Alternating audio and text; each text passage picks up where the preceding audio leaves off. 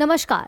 कल्पना कीजिए आपके घर की रसोई में रखा नॉन स्टिक तवा, आपके शहर की फैक्ट्रियों का धुआं और समुद्र के बीच उड़ता एक मासूम सा पक्षी।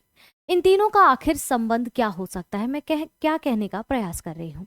सच ये है कि हमारे रोजमर्रा के जीवन से निकलने वाला रसायन जैसे पारा, फॉरेवर केमिकल्स यानी कि PFAS हजारों किलोमीटर दूर समुद्र में रहने वाले पक्षियों की सेहत को नुकसान पहुंचा रहे हैं दोस्तों। नई वैज्ञानिक रिसर्च ये बताती है कि ये केमिकल्स समुद्री पक्षियों के शरीर के पावर हाउस, जिसको हम माइट्रोकॉन्ड्रिया कहते हैं, इसको प्रभावित कर रहा है, जिससे उनकी ऊर्जा यानी कि उनकी एनर्जी बनाने की जो क्षमता है वो कमजोर होती जा रही है दिन प्रतिदिन। यानी कि उनके उड़ने की जो ताकत है वो कम हो रही है, शिकार करने की क्षमता कम हो रही है और जीवन पर तो खतरा उनके मंडरा ही रहा है। और सबसे चिंताजनक बात क्या है आपको पता है? ये सिर्फ बात मैं पक्षियों की नहीं कर रही हूँ, बल्कि हमारी भी है। क्योंकि आज के इस लेक्चर में हम समझेंगे पारा और PFAS क्या है, ये खाद्य श्रृंखला में कैसे जमा हो जाते हैं, माइट्रोकॉन्ड्रिया पर इनका क्या असर होता है और क्यों ये मानव स्वास्थ्य के लिए भी खतरे की घंटी है।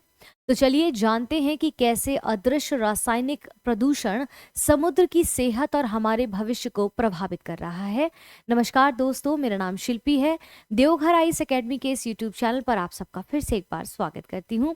और आज के इस लेक्चर में हम यहाँ पर काफ़ी गंभीर टॉपिक को जो है डिस्कस करने वाले हैं। हमेशा जियोपॉलिटिकल टॉपिक को करते हैं, लेकिन अपने जो शरीर को लेकर, अपने स्वास्थ्य को लेकर कुछ डिस्कशन जो बहुत ज़रूरी होते हैं, इसीलिए मैंने इस विषय को चुना। इससे पहले हम आगे बढ़े, आप सभी के लिए ज़रूरी सूचना यहाँ पर कि यहाँ पर हम क्या है कि कुछ ऑफर्स आए हैं। माफ़ी चाहती हूँ ये एक्चुअली डबल क्लिक हो गया था। हाँ, कुछ स्पेशल ऑफर है, जैसे फाउंडेशन कोर्स जो हमारा ऑनलाइन कोर्स फीस है उसकी फ़ीस मात्र 40,000 रुपये है। इसी के साथ economic module plus CSET module की जो फीस है वो 3,000 रुपये थी, जिसको मात्र अब करके 2,000 रुपये कर दिया गया है। यहाँ पर आप सभी की सहूलियत के लिए कॉन्टैक्ट डिटेल्स आपकी स्क्रीन पर निरंतर आ रहे होंगे।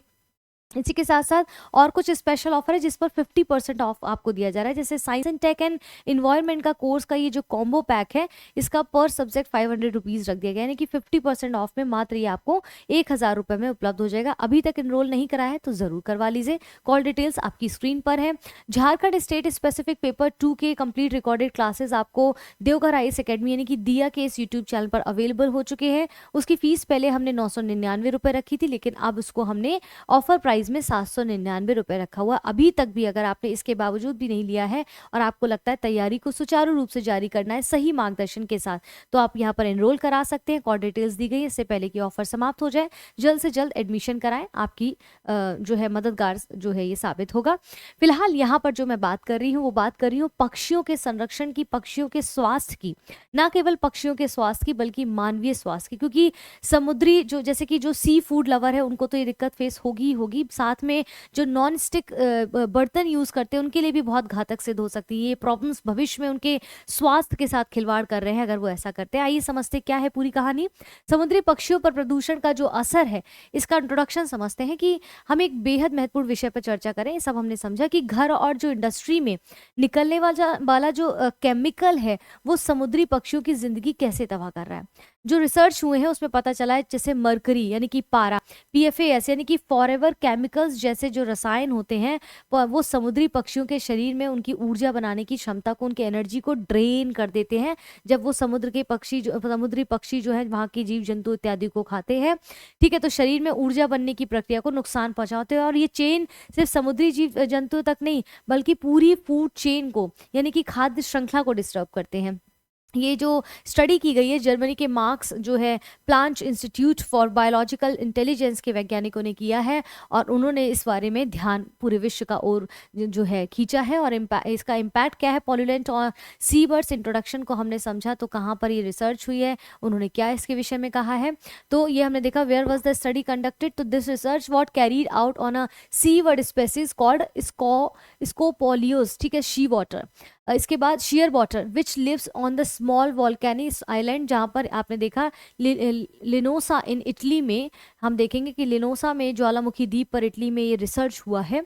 और यहाँ पर समुद्री ये जो एक पर्टिकुलर यहाँ पर लिनोसा पर रहने वाले जो स्कोपोलियोज हैं वो शियर वाटर नामक समुद्री पक्षी पर की गई है। ये उस पर्टिकुलर पक्षी पर रिसर्च की गई है और ये पक्षी 20 से 30 साल तक जीवित रहते हैं, इस पर्टिकुलर पक्षी जिसकी फोटो दिखाई है। इसलिए ये समुद्र की सेहत के अच्छे संकेतक माने जाते हैं और यही अब बुरी स्थिति में आ गए हैं। तो माइटोकॉन्ड्रिया क्या है, यहाँ पर क्यों माइटोकॉन्ड्रिया को इतना हाईलाइट किया जा रहा है? तो mitochondria actually power house of होता है हमारी कोशिकाओं का, सेल का, तो वैसे ही इनके साथ भी है। तो माइटोकॉन्ड्रिया को कोशिका का पावर हाउस कहा जाता है। ये शरीर के एटीपी यानी कि एडेनोसिक जो ट्राईफॉस्फेट है उस नाम से एक ऊर्जा बनाता है। एटीपी ये किस किस काम में काम आता है? ये एटीपी क्या काम करता है पक्षियों में? जैसे उन्हें उड़ने की क्षमता देता है, शिकार करना, प्रजनन करना, इन सभी कामों के लिए एटीपी बहुत ज़रूरी होता है। और जिस कारण से ये आप देख रहे हैं कि जो हम चीज़ों का रसायन का इत्यादि का यूज़ कर रहे हैं या फिर माइक्रोफाइबर जैसी चीज़ों का यूज़ कर रहे हैं या फिर हम जैसे नॉन स्टिक जैसे बर्तनों का जो यूज़ कर रहे हैं, उनसे जो रसायन निकलते हैं उन सबको जो समुद्र में जाते हैं उनसे जीव जंतु जो है समुद्री पक्षी उनको बहुत नुकसान हो रहा है, जिनके डायरेक्ट इस शरीर में ये जो एटीपी बनता है उसको नुकसान पहुँचा रहे हैं, उससे जो ऊर्जा बनती है उसको नुकसान पहुँचा रहे हैं। तो where was the study conducted, हमने देखा व्हाट इज माइटोकॉन्ड्रिया। तो bird need ATP for flying, hunting, reproduction, ठीक है, रिप्रोड्यूसिंग, और without ATP their bodies can not functioning properly. तो ये उनके लिए बहुत नेसेसरी है ये चीज़। आप कह रहे हैं मरकरी कैसे नुकसान पहुंचाता है? मरकरी के बारे में हमने हमेशा सुना है, लेकिन न केवल इंसानों को बल्कि पक्षियों के रूप में कैसे नुकसान है? तो समुद्र में जो बैक्टीरिया है, बैक्टीरिया पारे को मिथाइल मरकरी में बदल देते हैं। यहाँ पर जो बैक्टीरिया है वो जो ये पारा है इसको मिथाइल मरकरी में बदलते हैं, जो ज़्यादा खतरनाक, जो कि पारे से भी ज़्यादा खतरनाक हो जाता है और ये फूड चेन में ऊपर तक जाता है। यानी कि जो पूरा फूड चेन का सर्कल है वो छोटे जीव से जहाँ से वो खाना शुरू करते हैं वहाँ से ऊपर पूरी चेन में इसको जो है स्प्रेड करता है। बड़े शिकारी पक्षियों के शरीर में इसकी मात्रा सबसे ज़्यादा हो जाती है क्योंकि उनका फूड जो है खाने की क्षमता भी ज़्यादा है। उस प्रकार से अगर देखें इसका असर क्या होता है तो माइटोकॉन्ड्रिया की झिल्ली में छेद हो जाते हैं। माइटोकॉन्ड्रिया की आपकी झिल्ली में यहाँ पर छोटे छोटे छेद हो जाते हैं और ऊर्जा बनती कम है, ज़्यादा बर्बाद हो जाती है यहाँ से, जैसे बांध का पानी टरबाइन को छुए बिना निकल जाए उस प्रकार से। ठीक है, परिणाम क्या होता है? पक्षी कमजोर हो जाते हैं, उनकी ऊर्जा ड्रेन होती है, जिस कारण से वो एटीपी के कम होने के कारण वो इस सारे काम को करने में सक्षम नहीं हो पाते हैं। ठीक है, तो how does mercury harm sea birds? Effect of mercury's क्या है वो हमने यहाँ पर समझने की कोशिश की। आप समझिए ये जो PFA जो S है, PFAS जिसको हम फॉरएवर केमिकल कहते हैं, बेसिकली क्या होता है? प्रोडक्ट्स दैट कंटेन PFAS जैसे कि shampoo, water resistant clothing, non stick cookware, dental floss, nail polish, cleaning products, paints and sealants जो है, ठीक है, इसके pizza boxes, eye makeup, microwave popcorn bags, fire fighting foams, stain resistance products जिसको कहते हैं ना कि जंग लग गई या किसी चीज़ को छुटाने के लिए जो प्रोडक्ट यूज़ किए जाते हैं। ठीक है, पेस्टिसाइड्स जो यूज़ होते हैं, फास्ट फूड पैकेजिंग रैपर्स होते हैं, कैंडी रैपर्स, शैम्पू, ये सारे प्रोडक्ट्स क्या है? PFAS कंटेन का, ये प्रोडक्ट्स दैट कंटेन PFAS। तो ये सारे प्रोडक्ट्स में PFAS होता है, इसको फॉरएवर केमिकल्स कहते हैं। और ये जो है नॉन स्टिक बर्तन, दाग प्रतिरोधी कपड़े, ये सब समझा हमने, बहुत धीरे धीरे खत्म होता है हमारे एनवायरनमेंट से। इसका असर क्या होता है? तो माइटोकॉन्ड्रिया जो कि हमारी बोला जाता है कोशिकाओं का पावर हाउस है, उसकी बाहरी परत को थोड़ा सा हार्ड बना देता है और इससे क्या होता है? ऊर्जा बाहर कम, जब इसको क्या करता है, यहाँ पर छोटे छोटे छेद होते हैं, इसको जब इसकी लेयरिंग को हार्ड कर देता है तो इससे ऊर्जा बाहर नहीं निकल पाती, तो आप ड्रेन फील करेंगे ना। यानी कि ऊर्जा का तो नुकसान कम होता है लेकिन साथ ही शरीर में हानिकारक कण जो रिएक्टिव मॉलिक्यूल्स हैं वो जो है बढ़ जाते हैं शरीर में, और ये हानिकारक कण जो है कोशिकाओं को नुकसान पहुंचा सकते हैं। यानी कि फायदा भी है कि ऊर्जा बचती है, फायदा है, लेकिन नुकसान ज़्यादा है क्योंकि कोशिकाओं को ये बहुत हानि पहुंचाता है जो आपका PFA है। तो ये बहुत फॉरएवर केमिकल जिसको बोला था, इन सारे प्रोडक्ट्स में आपको मोस्टली देखने को मिलता है। ठीक है, तो what are PFAS? Forever chemical को हमने समझा, PFAS के इफेक्ट क्या है उसको हमने समझा। रिसर्च में क्या पाया गया? जो रिसर्च की गई है वहाँ पर देखा गया कि जो 52 जो ओल्ड, बहुत मतलब ओल्ड या कह सकते हैं बहुत बुजुर्ग जो पक्षी हैं उन पर अध्ययन स्टडी की गई।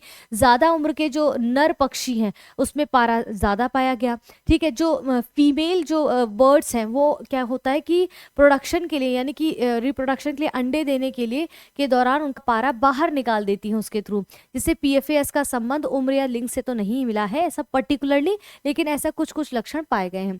ये इतना महत्वपूर्ण क्यों है? क्योंकि आज समुद्री जीव पहले से ही कई खतरों से जूझ रहे हैं, जैसे कि ज़्यादा मछली का का दोहन करना, मछली पकड़ना इत्यादि, ठीक है। इसके बाद प्लास्टिक का प्रदूषण तो हम देख ही रहे किस प्रकार से तबाही मचा रहा है। जो क्लाइमेट चेंज है, क्लाइमेट चेंज ने पूरा विश्व को जो है विचारने पे मजबूर कर दिया कि अगर हम इस तरह से ही प्रकृति का दोहन करते रहेंगे, हम जो सस्टेनेबल डेवलपमेंट की बात करते हैं, हम जो शोषण की बात करते हैं पर्यावरण का, वो कहीं ना कहीं हमें इस ओर और ज़्यादा धकेलता हुआ दिखता है। तो क्लाइमेट चेंज बहुत बड़ा कारण है। अब रासायनिक प्रदूषण, जो इंडस्ट्रीज़ हैं अपने फ़ायदे के लिए इस तरह के रसायन को नदी किनारे, समुद्र किनारे, इस तरह की चीज़ों को आप देखते हैं बहुत ज़्यादा, कभी कभी वाटर का पूरा कलर चेंज हो जाता है, ऐसा भी देखा गया है। तो ये बहुत बड़े कारण है जो कि रिसर्च में पाया गया है कि समुद्री जीव पर हमला करते हैं। और रिसर्च के अनुसार कि रासायनिक प्रदूषण एक बहुत ही इनडायरेक्ट और कहते हैं ना इनविजिबल जो है खतरा है, डेंजर है, जो पूरे समुद्री परिस्थिति तंत्र को प्रभावित करने में लगा हुआ है। तो what did the research find, कि हमने देखा कि क्यों इतना इंपॉर्टेंट है। Over fishing, marine life is already facing any threats, जैसे over fishing, plastic pollution, climate change and now chemical pollution. तो अकॉर्डिंग टू द रिसर्च क्या है, chemical pollutants is an invisible threat है, ये affecting the entire marine ecosystem, पूरे ecosystem को इन्होंने हिला के रखा हुआ है। इस प्रकार से इंसानों के लिए भी सबक है भाई, सीधी सी बात है। अब आप जानवरों में जा रहा है, जानवरों को आप खा रहे हैं तो आप में क्या फैलेगा। और आप ना केवल खा रहे हैं बल्कि हमने देखा पीएफएस किन किन प्रोडक्ट्स में पाया जाता है, वो भी तो हम डायरेक्टली यूज कर रहे हैं ना। तो हम भी समुद्री भोजन के जरिए पारा और पीएफएस के संपर्क में आते हैं। यानी ये सिर्फ पक्षियों की समस्या नहीं बल्कि मानव स्वास्थ्य से जुड़ी समस्या भी होने वाली है और हो रही है। पारा जो है एनर्जी प्रोडक्शन को कमजोर करता है। पीएफएस कोशिका जो सेल्स है उनको धीरे धीरे नुकसान पहुंचाता है। समुद्री पक्षी समुद्र की सेहत का आईना होते हैं और रासायनिक प्रदूषण पर नियंत्रण बेहद जरूरी हो गया है। अदरवाइज आने वाले समय पे न केवल इस प्रकार के जीव जंतु का तो ह्रास हो ही रहा है, हम जिनको रेड सूची में कभी हम सोचते हैं कि उसको डेंजर्ड के या फिर क्या कहते हैं इस तरह के रेड लिस्ट वगैरह जो जारी की जाती है कि संकटग्रस्त है या बहुत ज़्यादा संकटग्रस्त है, उसमें जो देखते हैं ना वो ऐसे ही नहीं लिस्ट में नाम आ जाता है उनका। वो इस गिद्ध वगैरह कैसे गायब हुए, इन सब चीज़ों से तो गायब हुए जो हमारे कहते थे कि पर्यावरण को सुरक्षित रखने के बहुत बड़े हथियार माने जाते थे। तो कहीं ना कहीं इकोलॉजी इन्वायरमेंट इतना ऐसा विषय है जिसे हम अक्सर सिर्फ पढ़ने का विषय समझते, पर मेरा ऐसा मानना as a human, as a citizen आपको ये समझना चाहिए क्योंकि वो मार्मिकता आपके अंदर होनी चाहिए। तो what is the lesson for humans? तो human are also exposed to the mercury and PFAS through seafood. तो this is not only a problem for birds but it's only connected to the human health directly. ठीक है, तो I hope ये चीज़ें आपको, छोटा सा टॉपिक है, समझ आया होगा, इसके साथ कनेक्ट किया होगा। ये टॉपिक ना केवल आपके प्रीलिम्स के लिए किसी भी एग्जाम में बल्कि मेंस के लिए भी बहुत इंपॉर्टेंट है। और नहीं भी प्रीलिम्स मेंस आप दे रहे हैं, नॉर्मल भी इस विषय को सुनते हैं, तो आपको जानना जरूरी कि किन चीज़ों में PFAS है जिसको हमें यूज़ नहीं करना चाहिए अपने रोज़मर्रा की ज़िंदगी में। कभी कभी ज़िंदगी को आसान बनाने वाली चीज़ें आपकी ज़िंदगी को छोटा कर देती हैं, हमेशा इस बात का याद रखिए। इसके साथ मैं क्या करूँगी, लेक्चर को समाप्त करूँगी। अपना ध्यान रखें, अपनों का ध्यान रखें। जय हिंद, जय भारत।